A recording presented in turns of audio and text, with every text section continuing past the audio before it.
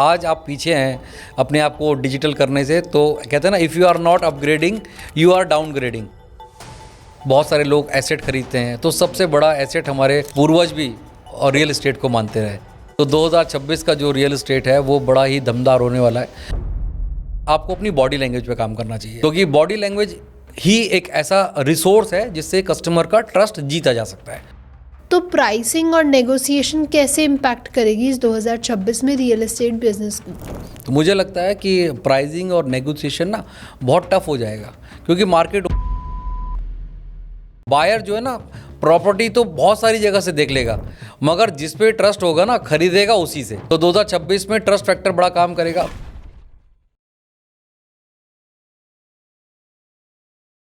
2025 में जितना भी रियल एस्टेट्स में उथल पुथल हुई है वो 2026 में कैसे बदलाव लाएगी?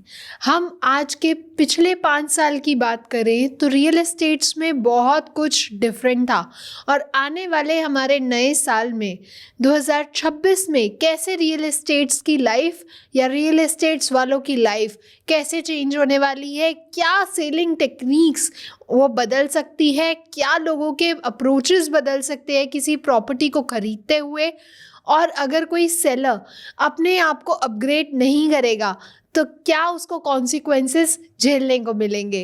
Hello and welcome everyone, welcome to an another episode of this podcast series, जहां हम जानते हैं और समझते हैं अलग अलग एस्पेक्ट्स किसी एक सेलर के, किसी एक पर्सनालिटी डेवलपमेंट के। तो आज का टॉपिक बहुत ज़्यादा क्रूशियल है उन रियल एस्टेट्स ओनर के लिए या उन इंडस्ट्री पर्टिकुलर के लिए जो रियल एस्टेट्स में डील करती है, कि कैसे उनको अपनी अप्रोच इस 2026 में रखनी चाहिए और क्या उन्हें एस्पेक्ट्स को फॉलो करना चाहिए ताकि वो अपनी लाइफ में या अपने बिजनेस में एक आगे का ट्रांसफॉर्मेशन का जर्नी या अपग्रेडेशन की जर्नी को फॉलो कर सके। तो आज इन्हीं सब के बारे में जो हमें समझाएंगे वो हैं हमारे बहुत स्पेशल गेस्ट, जिन्हें 26 साल का एक्सपीरियंस है, काफ़ी सारे सेलर्स को, काफ़ी सेल्स कोच को उन्होंने ट्रेन किया है। एंड चलिए मिलते हैं मनोज शर्मा जी से। वेलकम सर, कैसे हैं आप? मैं बहुत बढ़िया हूँ सर, आज एक नया दिन, नया टॉपिक जो है सेलिंग के ऊपर, जो आपका बेसिकली नीश है, कोर एरिया है। राइट। तो आपने काफ़ी सारे एरियाज में काम किया एंड आज मैं आपके लिए लेके आई हूँ रियल एस्टेट का बिजनेस। तो रियल एस्टेट्स को आप 2026 में कैसे देखते हैं?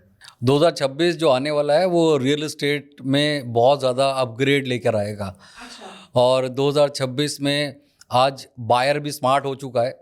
तो ये जो पॉडकास्ट है ये हम लोग उन लोगों के लिए डिस्कस कर रहे हैं जो बायर भी होंगे और बेसिकली जो सेल्स वाले लोग हैं। बिल्कुल, क्योंकि हमारा तो कोर एरिया सेल्स का है। तो सेल्स कैसे होगा और 2026 में रियल एस्टेट को सेल्स करने की क्या टेक्निक्स हैं, क्या आइडियाज़ हैं जिनके साथ आप काम कर सकते हैं। तो 2026 में बायर थोड़ा एडवांस हो जाएगा। पहले बायर सीमित था डिस्काउंट तक, स्क्वायर फीट तक और लोकेशन तक, मगर आज बायर इंटरेस्टेड है अपनी सिक्योरिटी को जानने के लिए कि मेरी सिक्योरिटी क्या है, अगर मैं कोई भी प्रॉपर्टी लेता हूँ उसकी लोकेशन क्या है और 5 साल के बाद ये प्रॉपर्टी कहाँ होगी, अगर रेंट आएगा तो कौन रेंट देगा और किस तरह की क्लास यहाँ पर रहेगी, किस तरह का डेवलपमेंट यहाँ पर रहेगा। तो बायर्स डिस्काउंट और स्क्वायर फीट लोकेशन को छोड़कर भी आगे की ओर बढ़ जाएगा।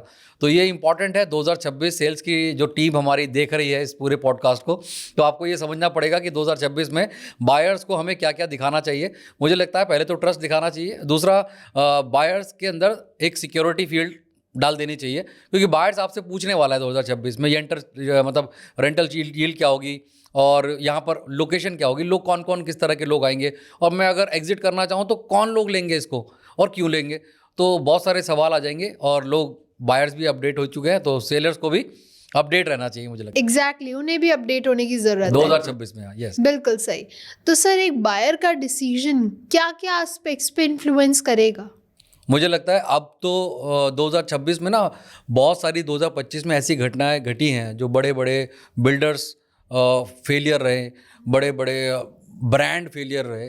तो 2026 में मुझे लगता है कि अभी सेलर्स के लिए, जो लोग सेल्स के लोग हैं इस इंडस्ट्री में खास तौर से, तो सबसे पहले तो ट्रस्ट डेवलपमेंट करना पड़ेगा आपको कि कस्टमर के साथ आपका रिलेशनशिप किस तरह का बनेगा या आप ट्रस्ट कैसे शो कर सकते हैं कस्टमर को। और जो भी प्रॉपर्टी आप बेचने जा रहे हैं वो एक स्टोरी के थ्रू आप बेचेंगे तो ज़्यादा अच्छा रहेगा, बिकॉज सेल्स एक पार्ट है स्टोरी का हमेशा से। वो कोई भी सेल्स आप करने जाएंगे तो you should have a good story अपने प्रोडक्ट की, अपने एरिया की, एक स्टोरी के साथ अपन लोग शुरू करेंगे। क्योंकि बायर जो है ना, प्रॉपर्टी तो बहुत सारी जगह से देख लेगा, मगर जिस पे ट्रस्ट होगा ना, खरीदेगा उसी से। बिल्कुल सही। तो 2026 में ट्रस्ट फैक्टर बड़ा काम करेगा। फिर रिस्क, अगर आपने रिस्क मैनेजमेंट को समझा और अपने कस्टमर को भी रिस्क से बाहर निकालने की बातें उसको समझा दी कि हम लोग कब एंटर करेंगे, क्यों एंटर करेंगे और एग्जिट कब करेंगे, अगर आप ये समझाने में कामयाब रहे तो डेफिनेटली बायर आपके साथ ही जाएगा। तो रिस्क को समझाने की कोशिश कीजिएगा, ट्रस्ट डेवलपमेंट करने की कोशिश कीजिएगा और कॉन्फिडेंस अपने साथ रखिएगा और चीज़ों को, डेटा को लोगों के सामने अच्छे से प्रेजेंट कीजिएगा, सच के साथ प्रेजेंट कीजिएगा। तो मुझे लगता है कि लोग आप पे विश्वास करेंगे। ओके, तो सर एक 2026 में विनिंग रियल एस्टेट स्ट्रीक कैसे बन सकती है? मुझे लगता है कि रियल एस्टेट अपकमिंग मार्केट है, बहुत बड़ी मार्केट है। इन्वेस्टमेंट का एक सबसे बड़ा पोर्टफोलियो जो है वो रियल एस्टेट में आके रुक जाता है। ये दुनिया में बहुत सारे लोग एसेट खरीदते हैं, तो सबसे बड़ा एसेट हमारे पूर्वज भी और रियल एस्टेट को मानते रहे। तो 2026 का जो रियल एस्टेट है वो बड़ा ही दमदार होने वाला है और आपके पास नई नई अपॉर्चुनिटी है, नए नए एरियाज़ इंडिया में डेवलप हो रहे हैं, नई नई जगह बहुत जल्दी से, छोटा टायर 2, टायर 3, टायर 4 सिटी तक रियल एस्टेट बूम करने जा रहा है। तो सेलर्स को, जो कंपनी ओनर्स हैं या बिल्डर्स हैं, तो उनको ये भी समझना पड़ेगा कि हमें मेट्रोपॉलिटन सिटी से हटकर भी थोड़ा काम करना चाहिए। तो टायर 2, टायर 3 सिटी में अगर अपन लोग जाएंगे तो वहाँ पर एक अच्छी मार्केट बना सकते हैं हम लोग और सेलर्स को काम भी करना चाहिए वहाँ पर, क्योंकि बहुत सारे जो एरियाज़ हैं वो अभी ओपन हो गए हैं रियल एस्टेट में 2026 के लिए। और गवर्नमेंट के बहुत सारी पॉलिसीज़ भी चेंज हो गई हैं, तो बहुत सारी रिलैक्सेशन भी हो गई हैं, बहुत सारे फेवरेबल भी काम हुए हैं। तो 2026 में आपको टायर 2, टायर 3 सिटी में जाना चाहिए, मुझे लगता है, काम करने के लिए, एक अपग्रेड लेने के लिए। ओके, तो सर अगर हम बात करें कि किस नज़रिए से एक सेलर 2026 में एंटर करेगा, तो उसका क्या एस्पेक्ट होना चाहिए, क्या पर्सपेक्टिव होना चाहिए? देखिए, मकान जब आदमी खरीदता है या रियल एस्टेट खरीदता है, सब जगह तो वो रहेगा नहीं, तो उसका मेन पॉइंट होता है इन्वेस्टमेंट का। बिल्कुल। तो इन्वेस्टमेंट पे क्या रिटर्न आती है, ये सबसे पहले बायर को समझाना पड़ेगा।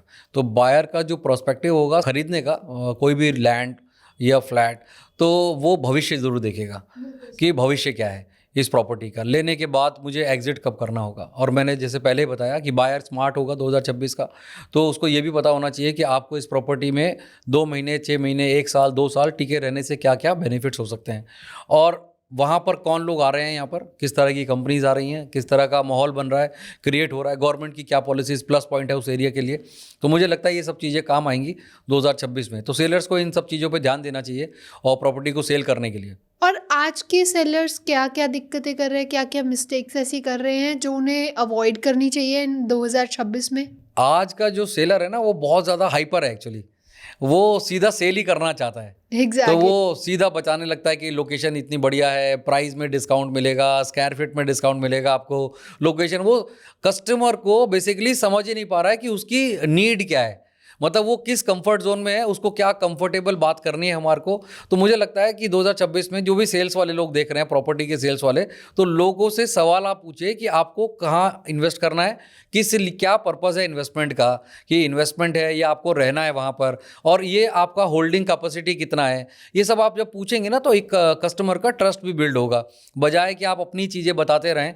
तो आप कस्टमर को जब तक आप समझेंगे नहीं, उसकी रिक्वायरमेंट नहीं समझेंगे, उसकी जगह नहीं समझेंगे, वो डर किस बात का है उसके अंदर वो भी नहीं समझेंगे। क्योंकि 2025 का भी तो बहुत सारी चीज़ें हुई जब लोगों को बहुत सारा नुकसान भी हुआ, 2026 में लोग उस चीज़ से भी रहेंगे। तो मुझे लगता है सेलर, जो भी सेल्स वाले लोग हैं प्रॉपर्टी में, उनको डॉक्यूमेंटेड बातें करनी चाहिए और सेलर के फेवर की बात करेंगे तो उनके पास बायर का पूरा डेटा होना चाहिए कि उसके पास किस चीज़ की ज़रूरत है आज उसको, और वो किस लिए ले रहा है और एग्जिट कब करा सकते हैं। क्योंकि बायर जो है ना, वो हमेशा डर में रहता है हमेशा कि ये प्रॉपर्टी में अगर ऐसा हो गया तो क्या होगा, आपके डॉक्यूमेंट्स पूरे हैं या नहीं है, कोई बाद में मुझे परेशान करेगा, क्योंकि आप तो बेच के चले जाएंगे, मगर उसके पास डॉक्यूमेंटेड चीज़ें होनी चाहिए जो एक ऑनेस्टी शो करेगी आपकी और आपको एक कस्टमर को लॉन्ग टाइम तक रिटेन करने में मदद करेगी।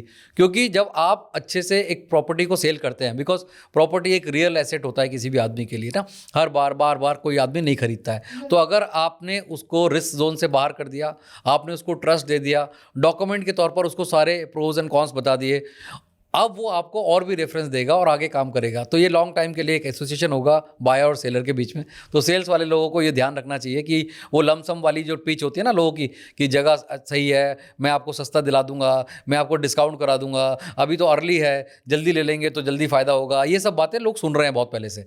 तो आप रियलिस्टिक चीज़ों पर ध्यान देंगे तो शायद सेल्स अच्छी होगी और फ्यूचर दिखाएंगे आप, उसके अंदर से रिस्क फैक्टर को कम करेंगे। तो मुझे लगता है सेलर्स के लिए, जो सेल्स वाले लोग हैं प्रॉपर्टी में, वो ज़्यादा कामयाब होंगे। तो सर, इन लोगों को, एक ऑर्डिनरी सेल्स पर्सन, अगर मैं बात करूँ रियल एस्टेट्स की ही पर्टिकुलरली, तो एक ऑर्डिनरी रियल एस्टेट सेलर और एक 2026 में अपग्रेड सेलर कैसे डिफरेंशिएट किया जाएगा? देखिए, ऑर्डिनरी और एक्स्ट्रा ऑर्डिनरी में सिर्फ एक्स्ट्रा का फ़र्क है। ओके। तो आपको थोड़ा सा एक्स्ट्रा बनना है, क्योंकि ये ज़माना जो है ना सोशल मीडिया का है। जी। तो बहुत सारे डीलर बड़ा अच्छी बातें करते हैं, अच्छा कम्युनिकेशन भी है उन लोगों का, मगर वो ऑनलाइन नहीं है। तो पहले तो जो भी सेल्स के लोग जो रियल एस्टेट सेल्स करते हैं, उनको ऑनलाइन जल्दी से जल्दी आ जाना चाहिए। अच्छा। मुझे लगता है क्योंकि जब आप अपनी चीज़ों को अच्छे से बता पाते हैं, और सोशल मीडिया पे आज सारे ज़माना जा रहा है, और आप जितना देर होंगे आप उतना दुनिया से बहुत पीछे हो जाएंगे। तो सबसे पहले तो आपको ये समझना पड़ेगा कि अपनी ब्रांडिंग, तो अपना पीआर स्ट्रॉन्ग करना पड़ेगा, अपनी ब्रांडिंग करनी पड़ेगी। सोशल मीडिया पे जाके आपको वीडियो बनानी पड़ेंगी, आपको प्रोजेक्ट दिखाने पड़ेंगे, आपको उसके बारे में अच्छी सी इन्फॉर्मेशन देनी पड़ेगी आपको। तो सबसे पहले तो आपको अपनी ब्रांडिंग पे काम करना चाहिए।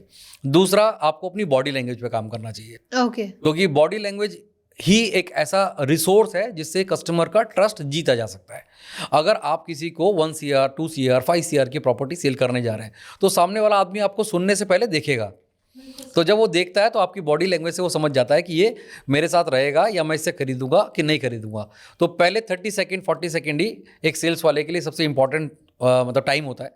तो सेल्स वालों को पीआर पे ध्यान देना है, ब्रांडिंग पे और बॉडी लैंग्वेज पे तो ज़रूर ध्यान देना है, क्योंकि आपको जो दिखेगा वही बिकेगा वाली बात है। और जिस तरह का आप दिखते हैं तो उसको लगना भी चाहिए कि आप 5 करोड़ का सेल करने आए हैं, 10 करोड़ का सेल करने आए हैं। तो you are not looking like that कि आप ऐसा नहीं करने आए, तो लोग आप पे ट्रस्ट नहीं करेंगे। तीसरा, कम्युनिकेशन बड़ा इंपॉर्टेंट है। तो आपको कम्युनिकेशन में अपनी बहुत सारी एक्सरसाइज करनी पड़ेंगी। कम्युनिकेशन को लेकर बहुत सारा सोचना पड़ेगा, कम्युनिकेशन को लेकर अपनी पास्ट एक्सपीरियंस को समझना पड़ेगा कि जहाँ पर डील क्रैक हुई और जहाँ पर डील क्रैक नहीं हुई, तो वहाँ पर आपके कम्युनिकेशन का क्या रोल था। क्योंकि अगर आपकी बातों में अपना प्रॉफिट शो होगा तो प्रोडक्ट कोई भी हो कभी भी नहीं बिकेगा। अच्छा। आपकी बातों में जब कस्टमर का प्रॉफिट शो होगा तभी वो बिकेगा। और आपको कम्युनिकेशन स्ट्रॉन्ग करने के लिए ये बातें ध्यान रखनी चाहिए कि जब आप सेल्स करने जा रहे हैं प्रॉपर्टी की, रियल एस्टेट की, तो आप उसकी जगह पर बैठ के देखिए कि उसको क्या क्या डर लग रहा होगा, उसको किस तरह से अच्छा लग रहा होगा। तो मुझे लगता है बॉडी लैंग्वेज में और कम्युनिकेशन स्किल को एनहांस करने की ज़रूरत है, और कुछ शब्दों को क्लैरिफाई करने की ज़रूरत है। क्योंकि आज का सिर्फ प्रॉपर्टी सेल करने वाला डीलर नहीं रह जाएगा, वो एक ऐसा ऑनेस्ट आदमी बनेगा जहां आदमी को एडवाइस कर सके। तो आप जब एडवाइज़र बनेंगे, रियल एस्टेट एडवाइज़र बनेंगे और डीलर को छोड़ के, तब आप, मुझे लगता है, सेल्स अच्छी कर पाएंगे। तो 3 चीज़ें बड़ी इंपॉर्टेंट है, मैंने बताई। पहले तो पीआर स्ट्रॉन्ग कीजिए अपना, सोशल मीडिया पे फट से आ जाइए, बॉडी लैंग्वेज को बढ़िया करेक्ट कीजिए, अच्छे कपड़े पहनिए, अच्छे लोगों के साथ जाइए, और तीसरा, कम्युनिकेशन को एकदम स्ट्रॉन्ग कर लीजिए। और ये सब बातें सीखी जा सकती है, और हमारे पॉडकास्ट की सीरीज चली रही है इन सब चीज़ों पर, यहाँ से भी सीखी जा सकती है। तो मुझे लगता है वो विन कर जाएंगे 2026 में, क्योंकि रियल एस्टेट बूम करने वाला है और नई नई चीज़ें भी रियल एस्टेट में आती जा रही हैं। तो उस पर अगले बात करेंगे अगली बार। ओके। तो सर, अभी हमने सेलर का एस्पेक्ट तो देख लिया, अगर हम बायर का एस्पेक्ट जानना चाहें कि 2026 में नॉर्मल जो अभी तक हम बायर की एस्पेक्ट्स देखते आए हैं, उनका परसेप्शन देखते आए हैं, कैसे 2026 में वो और चेंज हो जाएगा? देखिए ज्योति, हमें ये समझना पड़ेगा, बायर ना इंटेलिजेंट हो गया है। बिल्कुल सही। मतलब ऐसा नहीं है कि उन्होंने आपको फ़ोन किया उसने और आप ही से प्रॉपर्टी बाय कर लेगा, ठीक है ना। वो 10 लोगों से बात करेगा, ऑनलाइन जाएगा, गूगल पे जाएगा, सब जगह जाके देखेगा। एग्जैक्टली। आजकल सब चीज़ें ऑनलाइन सब अवेलेबल। चीज़ें हैं, और बहुत सारी चीज़ें ऐसा भी है जो मिसकंसेप्शन है लोगों के अंदर, बहुत सारी अनरियलिस्टिक चीज़ें भी ऑनलाइन भी हैं उसके पास। तो उसके अंदर भ्रम भी पैदा हो गया है, डर भी पैदा हो गया है, रिस्क भी पैदा हो गया है। अच्छा, इन्फॉर्मेशन लोडेड है उसके पास पूरा का पूरा। तो बायर जो है ना, हमें जो सेल्स के लोग हैं उनको समझना पड़ेगा कि वो रिएक्शन क्यों कर रहा है कोई भी प्रॉपर्टी को देखने के लिए। तो आपको पेशेंसली हैंडल करना है।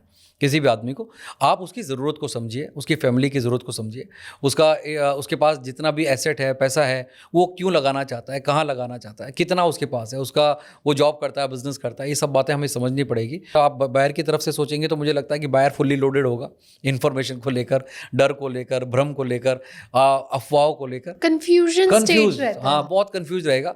तो आपका काम ये रहेगा 2026 में वो सारी चीज़ों को ख़त्म करने के बाद आप अपनी बात शुरू करें, सवाल पूछने के बाद आप बात शुरू करें, बजाय कि आप अपना ही पिच उसको पूरा का पूरा समझाने में लग जाएं। तो मुझे लगता है कि 2026 बायर्स के लिए भी बढ़िया रहेगा, क्योंकि इन्फॉर्मेशन तो है, बस करेक्ट आदमी की ज़रूरत है आपको।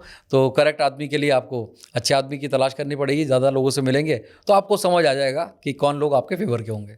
तो सर, जैसे अभी हमने बात करी, सब कुछ ऑनलाइन हो रहा है, सब कुछ सोशल मीडिया पे अवेलेबल है, तो डिजिटल सेलिंग 2026 में कितना अफेक्ट करेगी एक सेल पर्सपेक्टिव पे?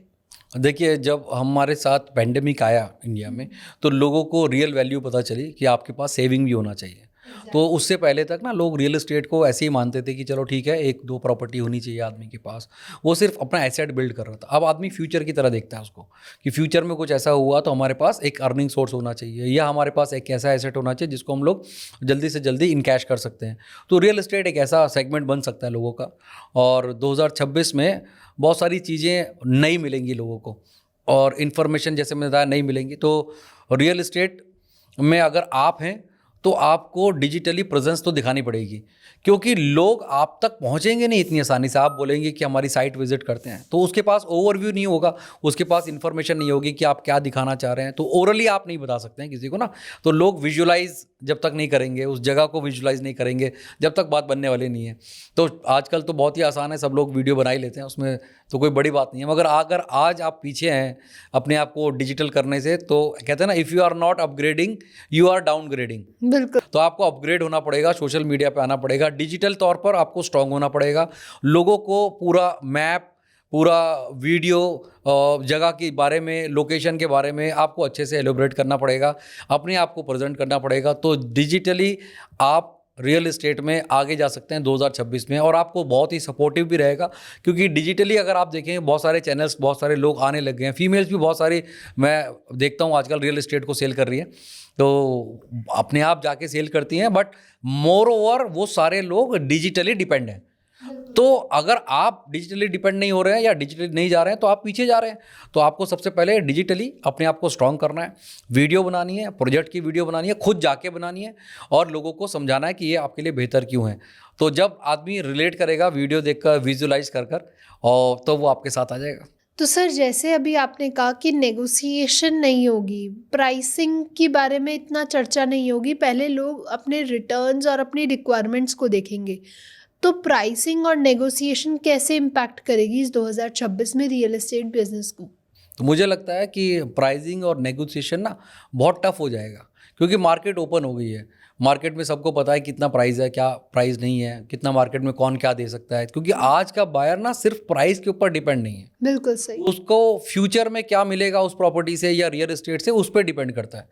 भाई, अगर आज आपने कोई भी प्रॉपर्टी 10% 15% महंगी ली है और आपके पास होल्डिंग कैपेसिटी है, और आपको सेलर ने ये बता दिया कि 10 साल के बाद ये 5x 4x हो जाएगा, तो आप उसमें भी लेने के तैयार हैं। तो अभी नेगोशिएशन और प्राइसिंग की जो बात है ना, वो लोकेशन पर, ब्रांड पर और आपके ट्रस्ट पर डिपेंड करती है। तो अगर आपका ट्रस्ट बढ़िया होगा तो किसी को भी कोई भी एक्स्ट्रा पैसे देने के लिए ज़रूरत नहीं है, मतलब दे देगा आदमी आपको। मेरे पास भी बहुत सारे रियल एस्टेट के लोग आते हैं, बहुत सारे लोगों को ट्रेन भी किया मैंने रियल एस्टेट के लोगों को। तो मैंने बोला कि आप कस्टमर आपको कुछ पैसा फालतू दे सकता है, और वो देना भी चाहता है, क्योंकि आप उसको सिक्योर जोन में ले आते हैं। तो जब वो आपके सिक्योर जोन में आ गया तो वो डेफिनेटली आप पे करने के लिए तैयार हो जाएगा, आपको एक्स्ट्रा पैसे देने के लिए तैयार हो जाएगा। क्यों? क्योंकि आप उसको एक सपोर्टिव चीज़ दे रहे हैं, आप एक ट्रस्ट दे रहे हैं, उसको रिस्क जोन से बाहर रख रहे हैं। तो आज के टाइम पर नेगोशिएशन करना, और लोगों को पता ही है बेसिकली कि नेगोशिएशन करने में कहाँ तक जा सकता है आदमी, तो ज़्यादा ज़रूरत नहीं पड़ेगी। प्राइसिंग और नेगोशिएशन ज़्यादा काम करेगा नहीं, क्योंकि आपका ट्रस्ट पहले काम करेगा। तो लोग, अगर आप अच्छे व्यवहार के साथ जा रहे हैं और ऑनेस्टी के साथ काम कर रहे हैं, तो डेफिनेटली लोग आपको अच्छा पे करने के लिए भी तैयार होंगे आपकी अच्छी सर्विसेज का। तो पहले आप सही रहिए। अगर आप कस्टमर को, मैं आपके पास आया और मैंने आपको ट्रस्ट दिखाया कि ये प्रॉपर्टी आप इसलिए लीजिए, सेल भी मैं कर दूंगा, एग्जिट भी मैं करा दूंगा, कोई प्रॉब्लम होगी तो मैं कुछ पैसे एक्स्ट्रा देने के लिए तैयार हो जाऊँगा आपको भी। तो प्राइस और नेगोशिएशन बढ़िया रहेगा। 2026 में आप अच्छा काम कर सकते हैं। तो सर जैसे कि कभी कोई बायर जाता है कोई प्रॉपर्टी देखने, उसके बाद सेलर्स जो होते हैं वो फॉलोअप के चक्कर में बहुत ज़्यादा वो किसी को परेशान करते हैं, तो इस बार 2026 में फॉलोअप की क्या स्ट्रैटेजी होनी चाहिए? देखिए, मुझे लगता है कि आप जो बायर आया है बेसिकली उसकी तो नीड थी वो प्रॉपर्टी, और अगर आपने अच्छे से बताया तो डेफिनेटली वो डील क्रैक हो जाएगी। थोड़ा समय लग सकता है, मगर आदमी को परेशान नहीं करना है किसी को भी। एग्जैक्टली। क्यों, कई बार लोग होता है ना, लोग रैपिडली कॉल करते रहते हैं, सर अभी क्या डिसीजन है आपका, अभी रेट सस्ता हो रहा है सर आपका, मैं आपके लिए यूनिट बुक कर देता हूँ। तो ये 2026 में नहीं चलने वाला है। तो मेरे साथ भी कुछ लोग एसोसिएट हुए हैं, जेंटलमैन जतिन है, जेंटलमैन नमन है, 2-3 लोग हैं जो मेरे साथ भी अटैच हुए अभी रियल एस्टेट के लिए। तो वो जब मुझे फॉलोअप करते हैं तो मुझे ये क्लियर मैसेज जाता है कि ये मुझे पुश नहीं करते हैं, मतलब प्रेशर नहीं दे पा रहे हैं वो। तो ये मुझे उनके बारे में अच्छी बात लगती है कि ये लोग समझ रहे हैं कि मैं किस तरीके का आदमी हूँ, उन्होंने मुझे समझा। तो स्पेशली जतिन एक लड़का है, he is a good guy. वो रियल एस्टेट जब मुझे सेल करने आ रहा है तो वो मुझे फॉलोअप लेट करता है, जल्दी जल्दी फॉलोअप नहीं करता है। वो अंडरस्टैंड करता है, मेरी चीज़ों को अंडरस्टैंड करता है, मेरे बिजनेस को अंडरस्टैंड करता है, मेरी नीड को अंडरस्टैंड करता है। इसी तरह नमन भी एक लड़का है और वो भी ऐसे ही करता है। वो मुझे बड़े पोलाइटली वे में, मैंने उसको मना भी किया मुझे नहीं चाहिए, बट ही ऑल्सो कंटिन्यू मतलब फॉलोअप कर रहा है, मुझे कुछ नया प्रोजेक्ट भेजता है, मगर डिले करके भेजता है। ऐसा नहीं है रोज़ ही लगा हुआ है या रोज़ ही दोनों लगे हुए हैं। दो both are very good gentleman.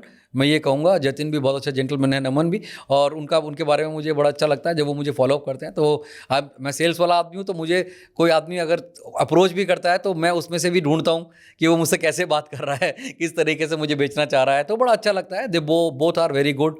और जतिन भी ने भी बहुत अच्छा काम किया है रियल एस्टेट में, और मैं उम्मीद करता हूँ आगे भी करेंगे, नमन भी आगे करेंगे। बट अभी 2026 में आपको ये प्रेशर की सेल कभी नहीं होगी 2026 में। अच्छा। हाँ, अगर आप प्रेशर देंगे कस्टमर को तो वो इरिटेट हो जाएगा। तो ये प्रेशराइज सेल कभी नहीं बनेगी 2026 में। फॉलोअप के लिए आपको इमोशनली बात करनी पड़ेगी और थोड़ा रिस्पेक्टफुली बात करनी पड़ेगी। You can suggest a better project और a better product next time की। सर अगर आपको ये समझ नहीं आ रहा है तो मैं 15 दिन में दोबारा कॉल करता हूँ, will find something better for you, जो आपकी चीज़ों को मैचअप कर जाए। तो इस तरह की बातें अगर आप करेंगे तो डेफिनेटली लोग आप पे विश्वास करेंगे। क्योंकि कंटिन्यू अगर आप फ़ोन करेंगे, बहुत सारे ऐसे कॉल भी आते हैं हमारे को जिनको हमने सिर्फ इंक्वायरी किया था, they are randomly calling me every time every day, तो ऑब्वियसली मैं उनके साथ कभी नहीं जाऊँगा। बिल्कुल। तो वहाँ पर ये पता चल जाता है कि आदमी का माइंडसेट क्या है, वो सिर्फ प्रॉपर्टी बेचना है। कई लोग आपका फ्यूचर देने आते हैं और कई लोग प्रॉपर्टी बेचने आते हैं, वो किसी भी हालत में बेचना चाहते हैं। तो दो लोगों में ये लड़ाई तो रहेगी हमेशा, ये दो तरह के लोग आपको मिलेंगे। तो 2026 उन लोगों के लिए जो सेल्स के, रियल एस्टेट सेल्स वाले लोग हैं, तो मैं उनको बता दूं कि फॉलोअप जो होगा वो प्रेशराइज वाला बिल्कुल नहीं होगा इस बार। इन्फॉर्मेशन वाला होगा और कस्टमर के ट्रस्ट वाला होगा और रिस्पेक्ट वाला होगा। ओके।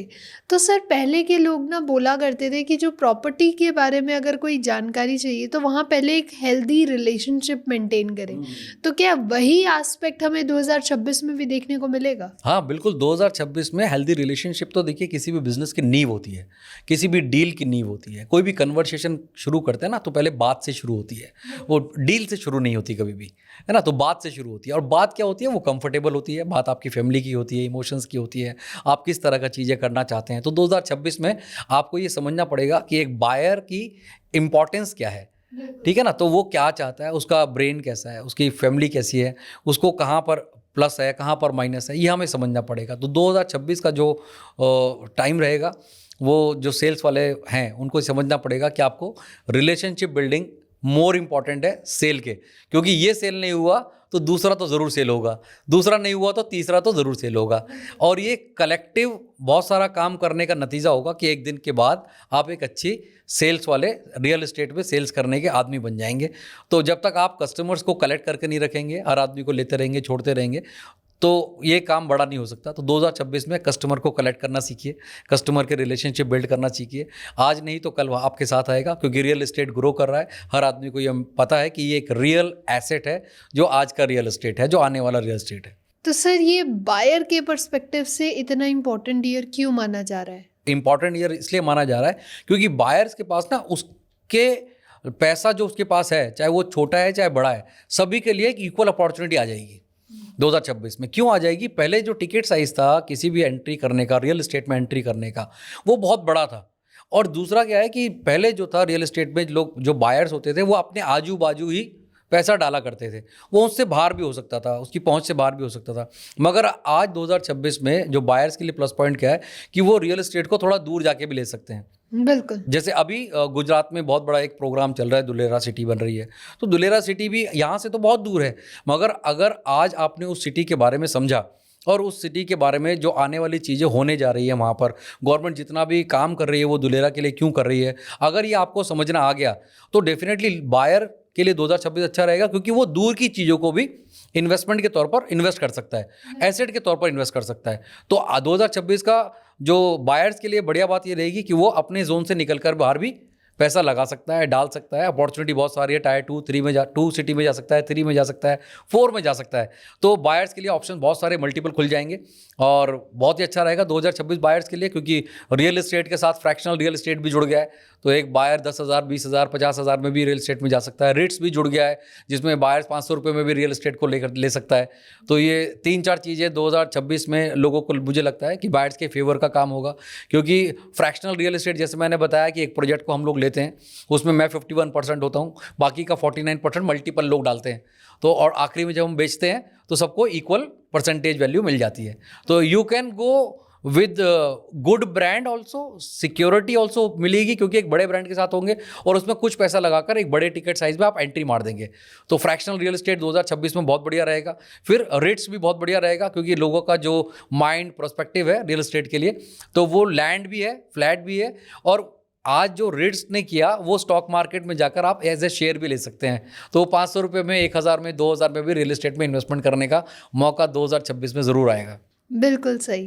तो सर, हमारी बायर्स के लिए जो रियल एस्टेट्स में बाय करना चाहते हैं, उनके लिए क्या टॉप एडवाइस होगी 2026 की? 2026 की टॉप एडवाइस बायर्स के लिए होगी कि किसी भी एक चीज़ पर या एक आदमी पर विश्वास बिल्कुल ना करें। आप मल्टीपल रिसोर्स के साथ काम करें, बिकॉज पैसा बहुत मेहनत से कमाया जाता है। तो इस पूरे प्रोग्राम के अंदर आपको ट्रस्ट वाला आदमी ढूंढना पड़ेगा, आपको मल्टीपल खुद जाके भी देखना पड़ेगा। तो बायर्स के लिए गाइडलाइन यही है कि आप पहले डॉक्यूमेंट पे बात करें, किसी भी ओरली या किसी भी मिसमराइजिंग एडवर्टाइजमेंट पे बिल्कुल ना जाएं, क्योंकि जो दिखता है वैसा अक्सर होता नहीं है रियल एस्टेट में, जैसा बताया जाता है वैसा मिलता नहीं है रियल एस्टेट में। तो आपको भरोसा करने से पहले मुझे लगता है जाना चाहिए, डॉक्यूमेंटेशन पूरा प्रॉपरली तैयार करके देख लेना चाहिए। और मार्केट में जो थी आज बायर्स के लिए सबसे बड़ा प्लस पॉइंट क्या है 2026 में, ऐसी बहुत सारी छोटी छोटी ऑर्गेनाइजेशन, लॉ फर्म्स आ गई हैं, जहाँ पर आप डॉक्यूमेंट्स को कुछ पैसे देकर चेक करा सकते हैं, क्लियर करा सकते हैं।